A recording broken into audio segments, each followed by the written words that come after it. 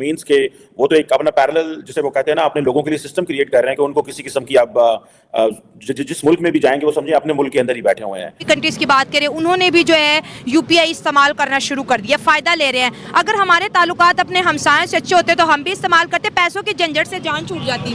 Digital India की बात की जा रही है और हमारे यहाँ जो है वो पॉलिटिशियंस आपस में लड़ने से ही फुर्सत नहीं है और ना ही हमारी इकोनॉमी संभल रही है। यूपीआई इंडिया का अपना पर्सनली गवर्नमेंट का मुतारिफ करवाई हुई एप्लीकेशन है, ऑनलाइन बैंकिंग है, जिसके थ्रू आप किसी भी कंट्री के साथ ट्रेड कर सकते हैं इंडियन रुपये के अंदर। इंडिया ने ये सबसे पहले तो भारत के यूपीआई से मैं बात उस पर करना चाहूंगा। मुझे अभी तक वो चीज नहीं भूली जब मोदी साहब एक इंटरनेशनल कैंपेन पर निकले थे, जिस सिलसिले के अंदर वो अमेरिका आए, फिर फ्रांस गए, फिर उसके बाद वो मिडिल ईस्ट गए।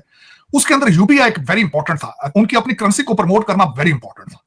फिर दूसरा उनका सबसे बड़ा टारगेट था अपने डायस्पोरा को प्रमोट करना। पहले जो है वो इंडिया को ये कह रहे हैं कि इंडियंस काइंडली आप हमारे कंट्री के अंदर भी एक यूपीआई जैसा जो है वो ऑनलाइन ट्रांजैक्शंस का एक डिजिटल जो है वो प्लेटफॉर्म इंट्रोड्यूस करवाएं। What can we learn from India, considering जो हमारी सिचुएशन है, हम बहुत सारी चीजों में फंसते हैं, रेड टेप में फंस जाते हैं, यहाँ पे ईज ऑफ डूइंग बिजनेस जो है यहाँ पे इतनी अच्छी नहीं है।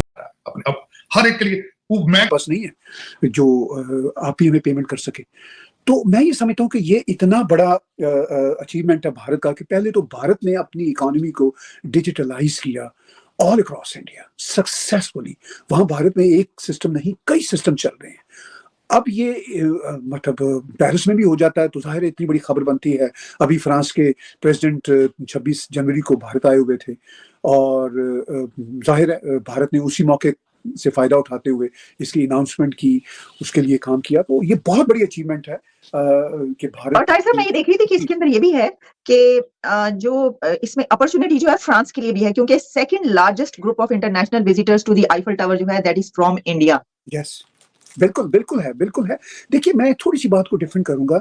अभी मैं एबीसी टेलीविजन जो अमेरिका के one of the biggest television है, उसमें कुछ दिन पहले एक डिबेट सुन रहा था। तो वो तो यहाँ तक कह रहे हैं कि अब इंटरनेशनल जो करेंसीज हैं उनमें Indian rupees is also one of the 5 currencies. उसका कारण ये है कि रशिया के साथ जो ट्रेड हो रहा है तेल का, वो इंडियन रुपीज में हो रहा है।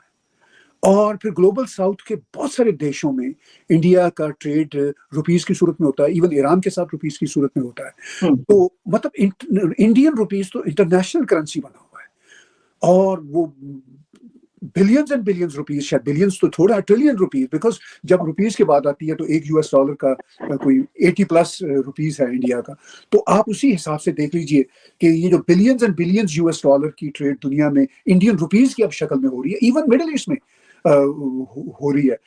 तो Indian rupees is one of the, वो जो खुद अमेरिकन कह रहे हैं, one of the top 5 currencies, trading currencies, international trading currencies. तो ऑफ कोर्स वो क्यों नहीं करेंगे फ्रांस वाले, जब उनके पास इतना बड़ा ग्रुप भारत के विजिटर्स का, टूरिस्ट का आता है। तो मेरा ख्याल है कि शायद चाइनीज के बाद अब इंडियंस ही हैं पूरी दुनिया में।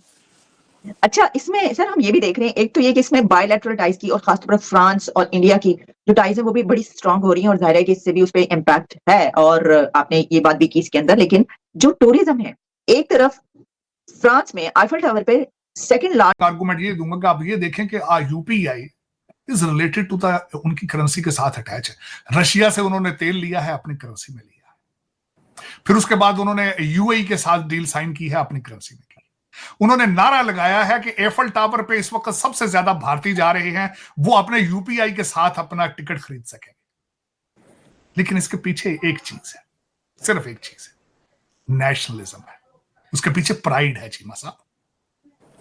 मोदी साहब के बच्चे लंदन में नहीं है, उनकी कोई ख्वाहिश नहीं है कि टोरंटो के अंदर अपने बच्चे को पीआर लेकर देनी है। उनकी कोई ख्वाहिश नहीं है कि दुबई के अंदर उनके विलास बने, उनकी कोई ख्वाहिश नहीं।